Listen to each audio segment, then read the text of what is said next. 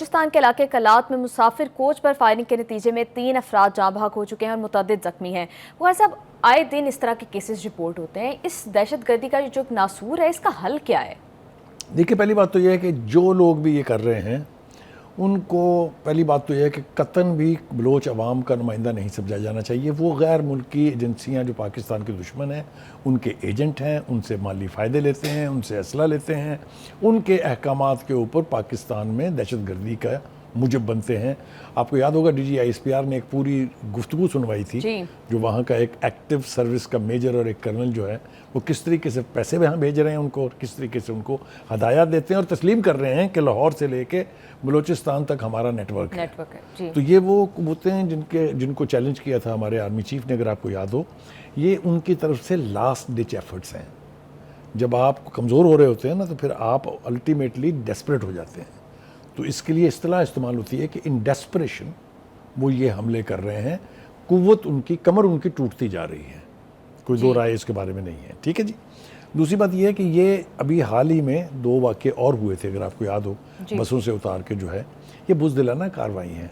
अगर आप समझते हैं कि हुकूमत या फ़ौज आपकी दुश्मन है, तो अगर आप जुर्रत है तो सामने आए ना, फिर मज़ा आए, आपको पता चले हम आपके बहुत बड़े जियाले हैं। आप हिम्मत आप में है नहीं, छुप के बुज़दिल नहत्ते शहरियों पर आप हमले करते हैं। आपकी सोच पर, आपकी फ़िलासफ़ी पर लानत भेजने को दिल चाहता है। लेकिन वो खासा पॉइंट टू बी नोटेड है कि हमेशा इस तरह के हमलों में जो टारगेट होता है वो पंजाब के लोग होते हैं, तो इसकी क्या रीज़न है? देखिए, ये इसको रंग देने की कोशिश की जा रही है। ये कुव्वतें जो हैं, ख़ास तौर से जो अजीत डोवल और उसका सेल है, वो ऐसे हालात पैदा करना चाह रहे हैं कि पंजाब और बलूचिस्तान लड़ पड़े। इसी तरह से एक वक्त में प्रोपोगंडा किया जाता था कि ये तो पंजाबी फ़ौज है। वो खुदा के लिए आप ज़रा उसका कॉन्स्टिट्यूशन, उसके एस्टेब्लिशमेंट को देखें, उसमें तो हर सूबे की ऑलमोस्ट बराबर की नुमाइंदगी है। उसमें सबसे ज़्यादा KPK के लोग हैं, उसमें बेपनाह लोग। आप हैरान होंगे कि 9 कैडेट कॉलेज चल रहे हैं बलूचिस्तान में जी, जहाँ पर कैपेसिटी से ज़्यादा लोग जो हैं वो ट्रेनिंग ले रहे हैं और वहाँ एजुकेट हो रहे हैं। एनीवे, हैविंग सेड दैट, अभी मेरा ख्याल से वो जो हमने आर्मी चीफ ने अपनी एक तकरीर में कहा था कि हम इन 1500 के करीब लोग जो हैं, इनको ना बलूचिस्तान छीनने देंगे ना कश्मीर छीनने देंगे। उस हवाले से एक और कदम उठाया है हुकूमत ने। जो फ्रंटियर कंस्टेबलरी थी, उसको उन्होंने अब फेडरल फोर्स के नाम से री इक्विप भी करना शुरू किया है, रीऑर्गेनाइज करना शुरू किया है, स्ट्रेंथन करना शुरू किया है।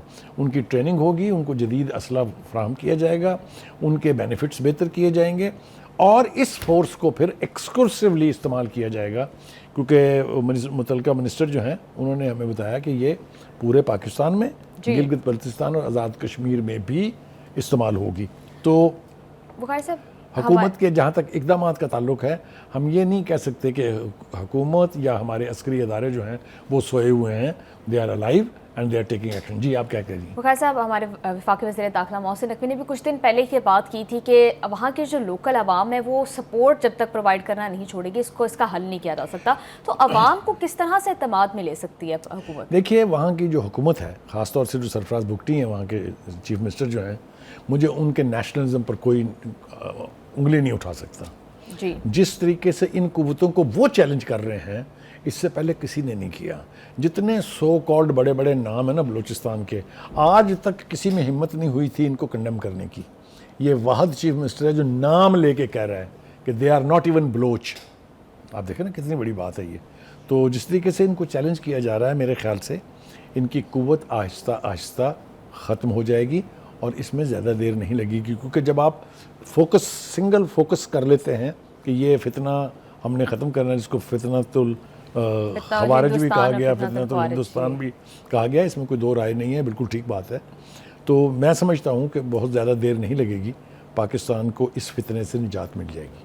जी बुखारी साहब, लेकिन जो हमारे इस टाइम पे ज्योग्राफी है और जिस तरह से हमारे बॉर्डर पर जो नेशंस बैठी हैं, इंडिया और फिर दूसरी साइड पे अफगानिस्तान, उनका क्या इसमें रोल है और उनको एंगेज करना इस हवाले से कितना इंपॉर्टेंट? देखिए, पहले तो हमारा ईस्टर्न बॉर्डर हॉट होता था जी, फिर इन खारजियों की वजह से या इन कुव्वतों की वजह से हमारा वेस्टर्न बॉर्डर जो है वो भी अनसेफ हुआ, गैर महफूज हो गया। लेकिन अब जो मुलाकात हुई थी चाइना में 3 फॉरेन मिनिस्टर की, जिसमें हमारे नायब वज़ीर आज़म और फॉरेन मिनिस्टर इसाक डार थे, उसके नतीजे में काबुल गवर्नमेंट ने ऐसे इकदामात किए हैं जिससे लग रहा है ये कि वो अब पाकिस्तान के साथ ऑन द सेम पेज हैं दहशतगर्दी का कला कमर करने के हवाले से।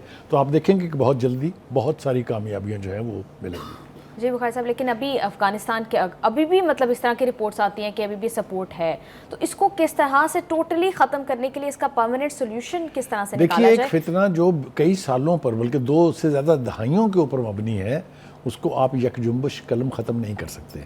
लेकिन जैसा मैंने कहा है कि ऐसे इशारे मिल रहे हैं काबुल गवर्नमेंट की तरफ से कि उन्होंने एक तो पाकिस्तान के बॉर्डर से इनको पीछे हटा दिया है, दूसरा ये कि इनकी जो कम्युनिकेशंस थी, ख़ास तौर से जो इनके पास मैसिव ट्रक्स थे, बिकतरबंद गाड़ियाँ थी, वो सब कुछ उन्होंने कब्ज़े में ले लिए हैं और उनको बता दिया ये कि आप काबुल की सरजमीन से यानी अफ़गानिस्तान की सरजमीन से जहाद नहीं कह सकते अपनी स्ट्रगल को, इसलिए कि जहाद सिर्फ अमीर जो है मुल्क का वो डिक्लेयर कर सकता है। आप जो कुछ कर रहे हैं ये दहशतगर्दी के ज़ुमरे में आता है। ये पहली दफ़ा हुआ है। जी बुखारी साहब, अभी हम देख रहे थे कि बिलावल भुट्टो ने भारत को इस मामले पर एंगेज करने की बहुत कोशिश की है। उन्होंने रिपीटेडली इस तरह की बातें की हैं कि रॉ और हमारी ISI मिल के बैठ के इसका कोई सोल्यूशन निकाले, कोई बॉडी बना ले, लेकिन भारत बिल्कुल भी संजीदा नहीं है इस हवाले से और बार बार रिपोर्ट्स भी आती हैं कि वो इसको स्पॉन्सर कर रहे हैं।